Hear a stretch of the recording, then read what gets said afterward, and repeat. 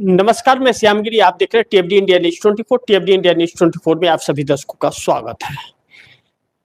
PM Modi का इस्तीफा करवा कर मानेंगे डोनाल्ड ट्रंप, अमेरिकी राष्ट्रपति। पीएमओ में बड़ी बैठक शुरू हुई। देर रात आई खबर अमेरिका की, जो अमेरिका के सुप्रीम कोर्ट ने खबर दिया ट्रंप के फैसले को पलट दिया, जो टैरिफ का फैसला था, और उन सभी टैरिफों को हटा दिया। अब ट्रंप 10% टैरिफ लगेगा सभी देशों पर, लेकिन कोई भी देश अमेरिका के साथ ट्रेड डील नहीं किया था। अब भारत ने ट्रेड डील कर लिया था, फ्रेमवर्क कंप्लीट हो चुका है, फाइनल हस्ताक्षर बाकी है। अब अमेरिका के सुप्रीम कोर्ट द्वारा दिए गए फैसले को लेकर के हमारे भारत सरकार को भी पता था कि फैसला आने वाला है। 15-20 दिन इंतजार कर लिए होते, लेकिन इंतजार हमारे देश की सरकार ने नहीं किया, और बल्कि नरेंद्र मोदी ने खुद पहल करके अमेरिकी राष्ट्रपति से गुजारिश, निवेदन करके और टैरिफ पर समझौता कर लिया और ट्रेड डील फाइनल कर लिया। अब सुप्रीम कोर्ट के फैसले के बाद, अमेरिकी सुप्रीम कोर्ट ने जो फैसला दिया और टैरिफ को हटाया पूरे देश से, ट्रंप के फैसले को पलट दिया, तो ट्रंप ने प्रेस कॉन्फ्रेंस करके अपने अधिकार का उन्होंने इस्तेमाल करते हुए 10% का टैरिफ ठोक दिया, जो उनको संविधान अमेरिका का हक देता है। ऐसे में वह 10% लीगल हो गया। तो क्या भारत के ऊपर जो 18% टैक्स लगा था, टैरिफ अमेरिका ने लगाया था ट्रेड डील में, उसमें से 8% कम होकर के 10% हो जाएगा, या फिर वह 28% हो जाएगा। जी हां, आपने सही सुना, वह 28% करने की तैयारी है। यानी कि 18% से 28%, या फिर हमारे देश की मोदी सरकार इस बात को कहेगी अमेरिकी गवर्नमेंट को कि हम 18% नहीं, सब देश 10% देंगे, तो हम भी 10% ही देंगे आपको, और हम भी आप पर टैक्स लगाएंगे। जो पहले हमारा टैक्स था 15% से लेकर के 70% तक, हमारा टैक्स वह लागू रहेगा और आपको अपना टैक्स देना पड़ेगा। इतनी हिम्मत तो मोदी सरकार में फिलहाल दिख नहीं रही है। अब दूसरा भी इसका पहलू जो सरकार घेर रही है, बड़ी ध्यान से इस चीज को समझिए, क्योंकि इसी से पता चलेगा कि सरकार सरेंडर कर दी है अपने आप को ट्रंप के सामने या नहीं की है। इससे सारी तस्वीरें साफ हो गई। सरकार की तरफ से अभी कोई बयान नहीं आया है, लेकिन हर देश पर टैरिफ नहीं था तो भी हमारा देश टैरिफ लगा तो कुछ नहीं बोला। 50% टैरिफ लग गया था तो भी मोदी जी चुप। अब 18% टैरिफ इसलिए ट्रंप ने लगाया था कि 18% टैरिफ का मतलब कि आप रसिया से ऑयल नहीं खरीदेंगे एक बूंद भी, और 500 बिलियन का डॉलर का व्यापार अमेरिका से आप करेंगे, और किसानों का प्रोडक्ट वहां से भारत आएगा, भारत 0% टैक्स लेगा, इसलिए आपके ऊपर 18%। तो आज भी ट्रंप ने यह बात कही कि भारत पर वह टैक्स जारी रहेगा, वह टैक्स हटेगा नहीं, और बाकी के देशों पर दुनिया में मैं 10% का टैरिफ लगाता हूं। यानी कि दुनिया के लिए 10% और हमारे देश के लिए 18% हो, और प्लस 10% उसकी संभावना है, यानी कि 28%। अब सवाल यह उठता है, और विपक्ष यह सवाल उठा रहा है कि यह जो टैक्स है हम 28 न मान के हम 18 ही मान लेते हैं, अभी जो लगा हुआ है, 10 का भी क्लियरिफिकेशन आ जाएगा कि भारत पर वह 10% लगेगा या नहीं लगेगा, जो बाकी सभी देशों पर लग रहा है, क्योंकि वह तो एडिशनल है। लेकिन सभी देशों से हट गया तो 10% लग गया, ऐलान भी कर दिया उन्होंने, हस्ताक्षर भी कर दिया, अपने संविधान के का वो जो पावर है उनके पास में, अतिरिक्त पावर, उसका इस्तेमाल करके। लेकिन भारत के ऊपर वो 10% लगेगा कि नहीं लगेगा उसका अभी तक नहीं कहा, लेकिन 18% का कहा है कि टैक्स जारी रहेगा। तो अगर मान लेते हैं कि भारत पे नहीं भी लगाया 10% और बाकी देशों पर 10% लगा, तो भारत पर तो ऑलरेडी 18% लगा दिया। दूसरे देश अमेरिका से टैक्स लेंगे, चाइना में जाएगा तो चाइना में जो टैक्स अमेरिका के सामानों पर लगता था प्रोडक्ट पर, वह टैक्स लेगा, लेकिन भारत 0 कर दिया। तो क्या चाइना से ज्यादा अमीर भारत ही है क्या? यह इस प्रेशर में क्यों मोदी? अब कांग्रेस प्रवक्ताओं का भी कुछ बयान आया है। कांग्रेस प्रवक्ताओं का यह कहना कि मोदी सरकार सरेंडर है और फैसले भारत का ट्रंप कर रहा है, तो ट्रंप जो बोलेगा वही करेगा मोदी कुछ नहीं बोलेंगे।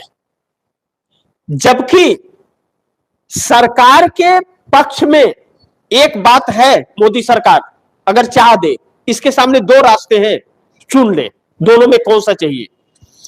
अगर यह चाहे तो इस टैरिफ से देश को बचा सकती है और अमेरिका पर भी टैक्स लगा सकती है, जो पहले रेगुलर चल रहा था, क्योंकि ट्रंप के फैसले को पलट दिया है सुप्रीम कोर्ट ने अमेरिका में, तो वह टैक्स लगा सकती है, जिससे देश में जो सोर्सेस था आय का, रेवेन्यू का, वह बरकरार रहेगा। और अगर नहीं करती है तो यह कहे कि हम 10% देंगे या हम भी टैक्स नहीं देंगे, लेकिन यह कहने की हिम्मत मोदी सरकार में नहीं है। यही बात कांग्रेस के प्रवक्ता कहते हुए नजर आ रहे हैं। लेकिन यह बात अभी भी किसी को समझ नहीं आ रही है कि अमेरिकी प्रोडक्ट को जो 0% टैरिफ नरेंद्र मोदी ने किया, तो क्यों किया, उसकी भरपाई कहां से करेंगे मोदी, किस क्षेत्र से करेंगे, किस क्षेत्र से वह भरपाई करेंगे जो 15% से 70% तक का जो टैक्स था, अगर उसको मिला जुला करके, लेबल लेकर के कम और ज्यादा सब मिला करके अगर उसका रेशियो निकाला जाए तो तकरीबन 35% का टैक्स, वह कहां से भरपाई करेंगे नरेंद्र मोदी? इस बात का कोई जवाब नहीं है। यानी कि वह इस देश के गरीबों से ही वसूली होगी, उनके ऊपर अलग अलग तरीके के टैक्स लगा करके, पहला रीजन। अब दूसरे नंबर पे आते हैं इस पर। दूसरा नंबर जो है बड़ी महत्वपूर्ण है कि नरेंद्र मोदी ने 18% पर भी जवाब नहीं दे रहे और अमेरिका कह रहा है कि हम लगाएंगे, हम छोड़ेंगे नहीं, और रसिया से सौदेबाजी भी नहीं करनी है, रसिया से सामान भी नहीं लेना है, तो आप टैक्स भी अपने मतलब से ही लगा रहे हो, रसिया से हम सामान भी नहीं लेंगे। तो यह दोहरी मार, जो अमेरिका से हमारा आयल महंगा पड़ेगा और जो ट्रेड डील के जरिए सामान आएगा, उससे हमारे किसान और व्यापारियों का जो काम धंधे बंद होंगे, उसका क्या, उसके लिए सरकार ने क्या सोचा? तो सरकार के लिए, उसके लिए कोई विजन नहीं है। अब ऐसे में मोदी सरकार बहुत बुरी तरह से घिरती हुई नजर आ रही है। अब जब घिरती हुई नजर आ गई है, यह मतलब जहां खुशी की बात थी वहां दुख में हो गया और बुरी तरह से फंस गई। अभी तक तो यह कहा जाता सरेंडर है, ठीक है, आपने टैक्स क्यों 0 किया, यह सवाल खड़ा हो रहा था। आपको 18% टैक्स क्यों दे रहे हैं, आप तो 3% टैक्स दे रहे थे, 6 गुना ज्यादा क्यों दिए, यह सारी बातें थी। अब तो पूरी दुनिया में तस्वीर और अलग तरीके से साफ हो गई। इससे पता चलता है कि सरेंडर है कि नहीं, क्योंकि पूरे विश्व में 10% का टैरिफ रहेगा और अमेरिका के ऊपर बाकी के देश टैक्स भी लगाएंगे और आपके ऊपर 18% रहेगा और आप 0% टैरिफ उसका करोगे, उससे टैक्स नहीं लोगे, आप अपने सामान का टैक्स लोगे और वहां का सामान भी यहां उतारोगे और महंगा सामान भी उससे खरीदोगे। तो इससे पता चलता है कि भारत को मोदी नहीं अमेरिका चला रहा है। यह बात इससे क्लियर हो जा रही है और जब यह बात क्लियर हो रही है तो नरेंद्र मोदी बहुत बुरी तरह से जाल में फंस रहे हैं। अब दूसरी तरफ अब यह चीजें सहयोगी दलों से भी पूछी जा रही है जो समर्थन दे रहे हैं सरकार को।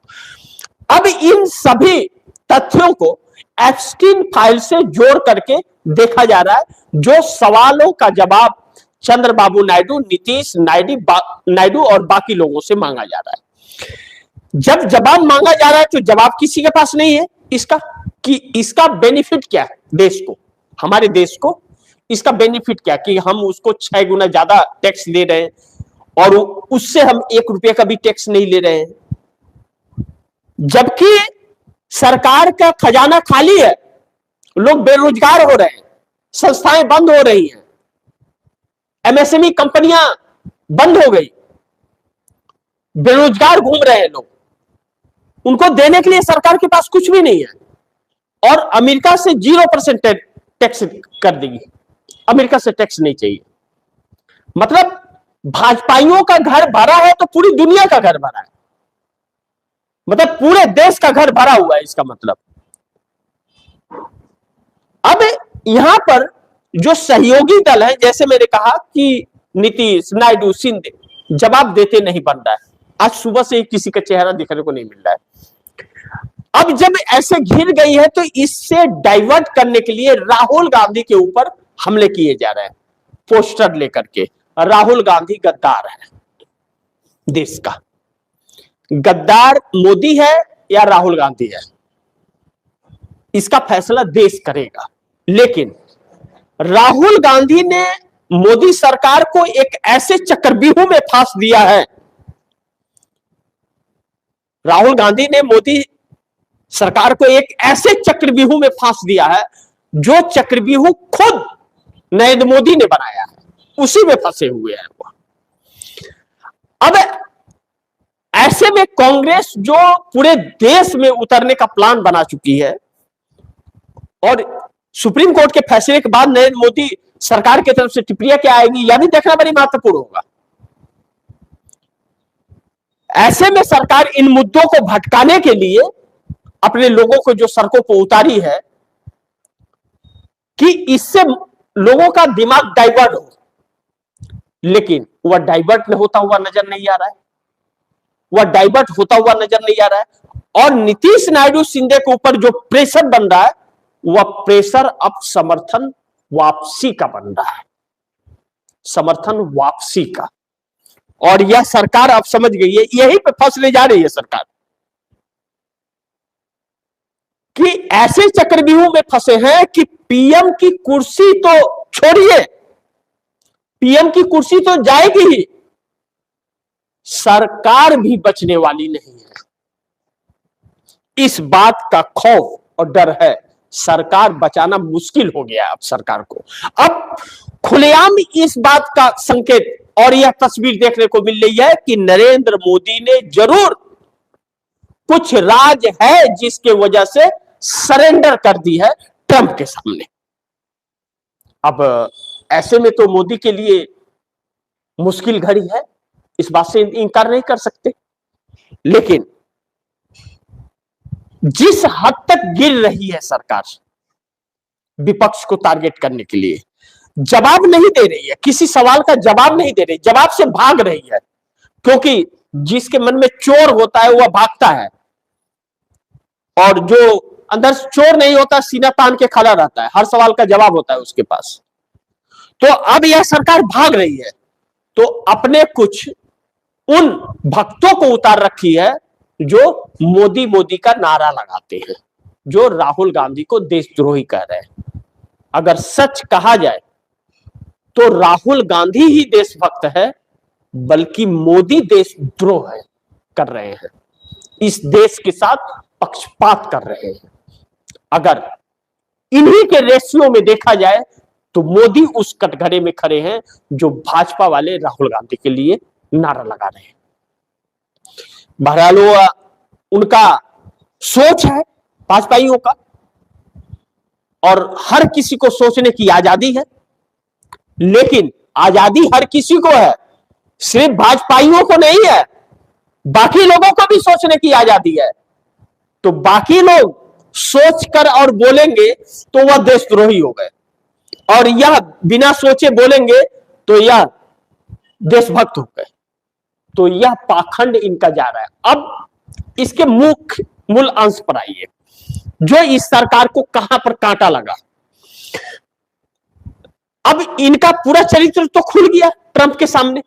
अब इतना अच्छा मौका कि 10% पे काम हो जाएगा। चलो आप टैक्स लगाओगे, इन पूरी दुनिया पे लगा रहे हैं तो चलो 10% लगाओ, लेकिन 18% वो लगा रहा है, यह बोल नहीं पा रहे। क्यों? क्योंकि ट्रंप कहता है कि मैं चाहूं तो नरेंद्र मोदी का राजनीतिक करियर एक दिन में खत्म कर दूंगा, तो वह रोज रोज खत्म कर रहा है। इसी से पता चलता कि जब यह नहीं बोल पाते हैं तो कि यह सरेंडर कर चुके हैं, इनकी कमियां उसके पास है जो यह देश से और अंधभक्तों से छुपा रहे हैं। ऐसे में मोदी सरकार कितने दिन टिकेगी, इसका भी फैसला बहुत जल्द होने वाला है। लेकिन अब यह सरकार और भाजपा समझ गई है, आरएसएस भी समझ गई है कि सरकार तो नहीं बचने वाली है। 10 दिन, 15 दिन, 1 महीना, 2 महीना, 3 महीना, सरकार तो जाने वाली है, यह समझ गए यह। इसीलिए आखिरी दांव यह खेल रहे हैं लोगों को भरमाने का कि राहुल गांधी देशद्रोही है, गद्दार है। कौन गद्दार है यह पूरी दुनिया जानती है कि कितने बड़े देशभक्त यह लोग हैं। पूरी दुनिया जानती है कि भारतीय जनता पार्टी 8-9 सालों में विश्व की सबसे बड़ी पैसे वाली पार्टी कैसे हो गई, कहां से आ गया पैसा, और कितना देश इन लोगों ने लूट लिया, यह पूरा देश जानता है, आप भी जानते हैं। जरा दिमाग पर जोर तो मारिए। तो बाकी इसी के साथ आप दर्शकों से इजाजत चाहूंगा, अगली खबर के साथ फिर हाजिर होऊंगा। लेकिन आप दर्शकों की क्या राय है, सुझाव है, कमेंट बॉक्स में जरूर दीजिएगा। इस खबर को ज्यादा से ज्यादा शेयर कीजिएगा, अपने दोस्तों को भी कहिएगा आगे शेयर करें।